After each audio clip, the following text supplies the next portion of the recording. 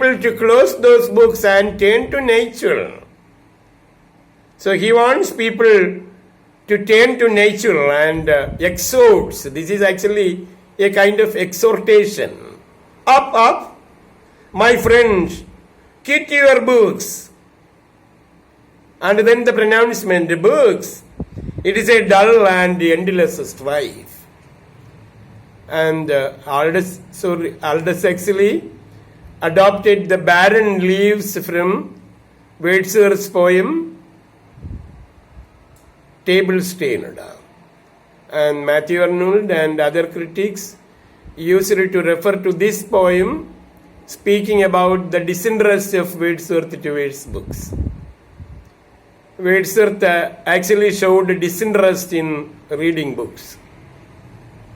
And he actually wanted to look to the nature, and nature is considered by him as a great book. And he wanted the people also to burn the books. And the opinion of Wordsworth can be found in his poem, Table-Stained. And Table-Stained was a poem included in the Lyrical Ballads. When the Lyrical Ballads was published in 1798, it marked the beginning of the Romantic Revival. And the poem Table-Stained was also included in the collection. And the poem actually exhorts people to burn the books and not to read them. So it is very interesting to remember that Wordsworth wanted people to burn the books. And the pronouncement, up, up, my friends, and keep your books. You may please avoid your books. And it says, books. It is a dull and endless strife. And the novel of Aldous Huxley adopts the title, Those Barren Leaves, taken from Wordsworth's poem, Table-Stained. And it is written as a satirical novel on the pretensions of culturally elite. In Antique Hay also we come to find the aimlessness of the cultured elite. Elite is actually the intelligent community, the elite community, the upper class people. And this novel is also a satirical novel on the pretensions of the culturally elite people. And very interestingly, the title is derived from Wordsworth's poem, The Table-Stained, T-U-R-N-E-D. And in 1928, Aldous Huxley came with his very popular book, Point, Counterpoint. Point, Counterpoint. And this is the longest and most complex of novels by Aldous Huxley. And the title refers to the flow of argument in a debate. Point, counterpoint. Nowadays we come to find in the TV, the debates are titled Counterpoint. Point, counterpoint. And the title is actually presented as the flow of arguments in a debate. Point, counterpoint. And a series of these arguments tell the story. Aldous Huxley is also popular for his novel Brave New World, and it was produced in 1932. It's a highly fictitious novel speaking about the world that we expect as the scientific world. And the story is set in AD 2540. Actually, we are now in 2021. And the novel presents AD 2540, and this year is regarded as AF 1632. In the calendar, it is AD 2540. But so it can be translated as AF, not AD, but AF, after Ford. After Ford, a great millionaire, Alfred Ford. So the establishment was made by him as Ford Institutions. So it was a great mechanical organization. engineering organization. And he predicted the future as a future of science. He always predicted a scientific world. So the years are counted after Ford, and it is AF 632. AD 2540 and AF 632. AF means after Ford. And Alfred Ford is the god of the New World, and this is the reason why. So the novel is placed in the AF 632, and AD is 2540. Alfred Ford is the god of the New World. In the new world of science, Alfred Ford is the god. And the book Brave New World actually anticipates developments in the scientific world, in reproductive technology, in sleep learning, in psychological manipulations, and in classical conditionings. And these are the things to be found in the scientific world. That is to take place in 2540. Say the AF 632. And actually also produced a sequel to the book as Brave New World Revisited. This is a very famous novel written by Aldous Huxley, Brave New World. And he produced a very famous essay also as a sequel to Brave New World. And it is entitled Brave New World Revisited. And it was produced by him in 1958. The novel Brave New World was produced by him in 1932. And its sequel, the book-length essay, Brave New World Revisited, was produced by him in 1958.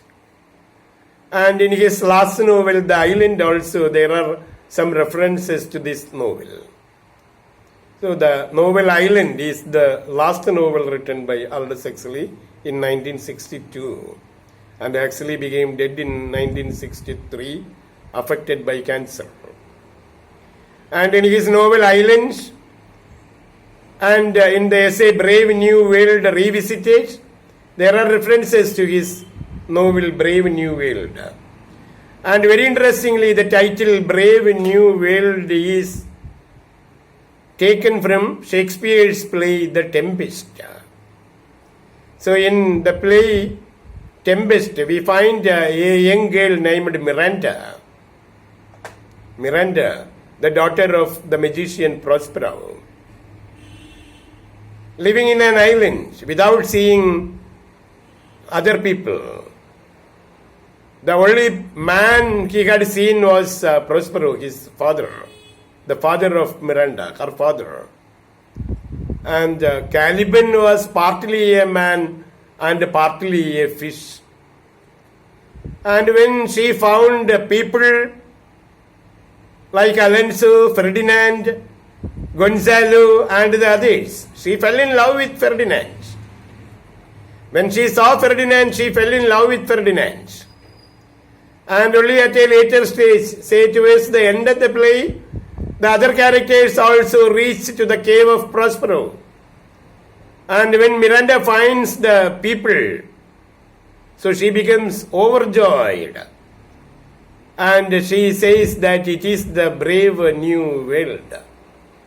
And this is the title for Aldous Huxley's novel, Brave New World.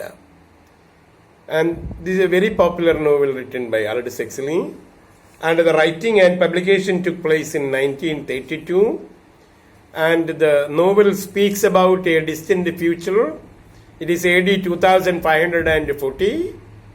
And it can be translated in the AF year also, AF year 1632.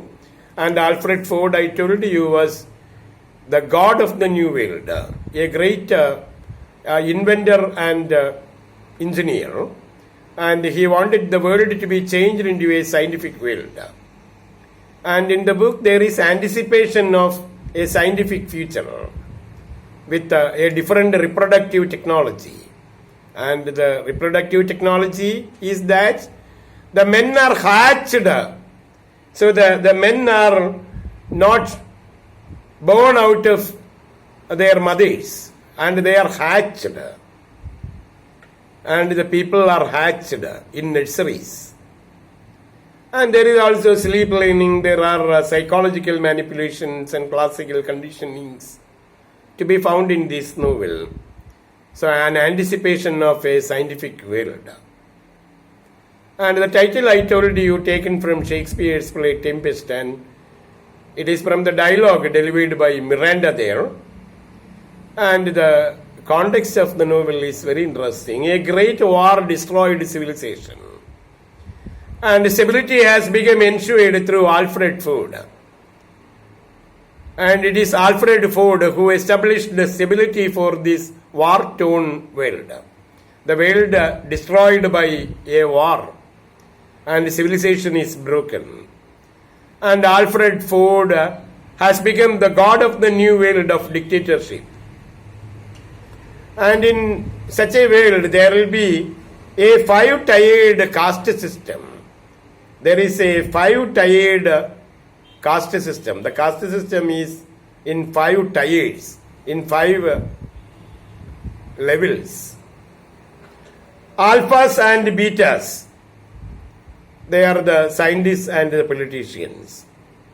Then gammas, deltas and epsilons, they are the labor class, the industry workers and such manual laborers. Alpha and beta, scientists and politicians. Gammas, delta and epsilons, they are the labor class, the manual workers and the industry workers. And there has been a drug called Soma. I told you Aldous Huxley was also an addict of psychedelic drugs. And here in the novel, we come to find that people are administered with a drug called Soma. The drug is called Soma. And the drug ensures painless and happy life. And in the country, population is controlled, and marriage is forbidden, and children are produced in hatcheries. So in such a world, the population is controlled, and there are no marriages, and the children are born in the hatcheries. And we find the protagonist here, Bernard Marx. He is Bernard Marx, M-A-R-X, like the name of Karl Marx. And he is Bernard Marx. And he belongs to the Alpha caste system, and he is Alpha plus psychologist. He is an Alpha plus psychologist. He belongs to the group of the Alphas. Alphas and Betas are scientists and politicians. And Bernard Marx is an Alpha plus psychologist. And actually, he, being a man, wishes to take a promiscuous lady, overtly sexual girl. He actually wished to take a overtly sexual girl, a promiscuous girl. This is the promiscuity of the girl, overtly interested in sexual matters. Bernard Marx, the Alpha psychologist, wishes to take an overtly sexual lady named Lenina. Bernard Marx and Lenina. And he wanted to stay with her for a week at the Savage Reservation Hotel in New Mexico. And he wanted to go to the Savage Reservation Hotel. The name of the hotel is very interesting. Savage Reservation Hotel. It is in New Mexico. Bernard Marx, the Alpha psychologist, wishes to take the promiscuous Lenina and to stay with her for a week at the Savage Reservation Hotel in New Mexico. But his superior Tomakin, but he has got his superior Tomakin, on learning this, threatens Bernard Marx, saying that if he will go with Lenina, he will be expelled from the office. So if he goes to stay with Lenina, he will be expelled to Iceland. But he goes. Bernard Max could not control his passions. He joins with Lenina and they go to the Savage Reservation Hotel in New Mexico. And while staying at the Savage Reservation Hotel, Lenina and Bernard Max meet a lady named Linda. And she has got a son named John. And they were abandoned by Tomagin. Tomagin was the superior of Bernard Max.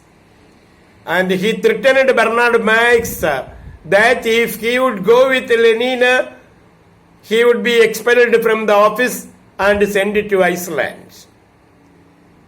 And without heeding the warning of Tomagin, they went to the Savage Reservation Hotel and stayed there.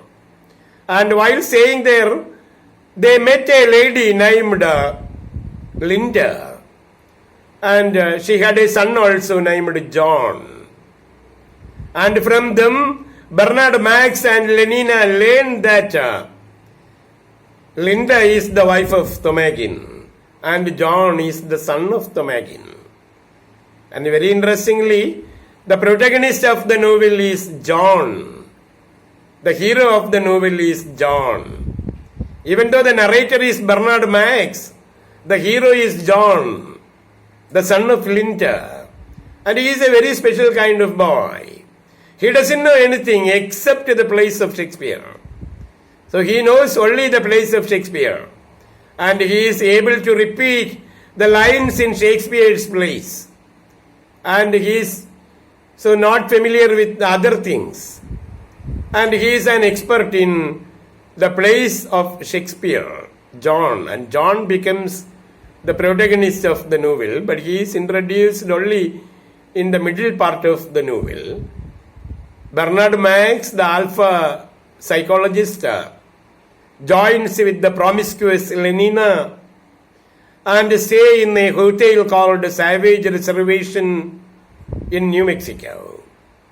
And the superior of Bernard Max named Tomagin had warned him that he would expel him from the office and send him to Iceland. But fortunately, while staying in the Savage Reservation Hotel, they came into friendship with a lady named Linda, who was actually the wife of Tomagin. And she had a son named John, who was the son of Tomagin. And so they get a chance to fight against Tomagin. When they get Linda and John with them, so they become able to fight against Tomagin. Tomagin is forced to resign his post. Tomagin could not expel Bernard Max from the office. Instead, he became expelled. He was forced to resign his post. And John and Linda started to stay in the place. And John becomes a subject of everyone's curiosity. John becomes a subject for everyone's curiosity. Everyone in the area becomes interested in John. And John is able to repeat the lines from Shakespeare's plays. And he is familiar with all the 36 plays of Shakespeare. He is taught only the Shakespeare plays by the mother. And he can repeat the dialogues in Shakespeare's plays very well. Any area can be repeated by him, recited by him. And he became so the subject of the curiosity of the people, the object of everyone's curiosity. And Lenina tries to seduce John. Say the promiscuous Lenina even tries to seduce John, but John resists her from seduction. And when his mother dies, he becomes crazy, and after all, with the death of the mother, Linda, John became crazy and tried to convert the utopians into his way of, he actually wanted to convert the utopians. The place is called Utopia. The novel actually takes place in Ethiopia. And he wanted to change the Ethiopians into his way of thinking. And there breaks out a rebellion. And Bernard and his friend Watson say they are blamed for the rebellion. And they are exiled from Ethiopia. Bernard Max was a supporter of John. And after the death of John's mother, he turned to become a different kind of man. And he wanted to change the Ethiopians into his way of thinking. He wanted to become the leader of Ethiopians. And then a rebellion broke out. And Bernard and his friend Helmholtz Watson, and he is to be called H. Watson. And they were blamed for the rebellion, and they were expelled from Ethiopia by the resident controller named Mustafa Bond. There was also the resident commissioner for Ethiopia. He was the resident controller of Ethiopia named Mustafa Bond, and he expelled Bernard Max and his friend Watson. But John is not expelled, and he is retained for further experimentation. So he became a matter of experimentation, so a matter of great curiosity. And the people actually wanted to understand the speciality of John. John, an expert of Shakespeare plays. And they didn't expel John from the country because they wanted to have further experimentation on John. And John tried to flee away from there, to escape from there. And he was prevented from the attempt. And finally he committed suicide. And this is the story of the novel Brave New World. It was produced by Aldous Huxley in 1932. And in 1958, he produced a book-length essay as a sequel to the novel entitled Brave New World Revisited. And there are also references to this novel in his last novel called The Island. And Aldous Huxley came out with his novel Eyeless in Gaza. The title I told you in one other class, Eyeless in Gaza. Actually, the title has been taken from Milton's closet drama Samson Agonistes, Eyeless in Gaza. So in Samson Agonistes, we come to find Samson lost his eyesight, his eyes broken by his lover Delilah. Delilah was a Philistine lady, and for the Philistines, they wanted to make Samson blind, and Samson was a Hebrew. The Philistines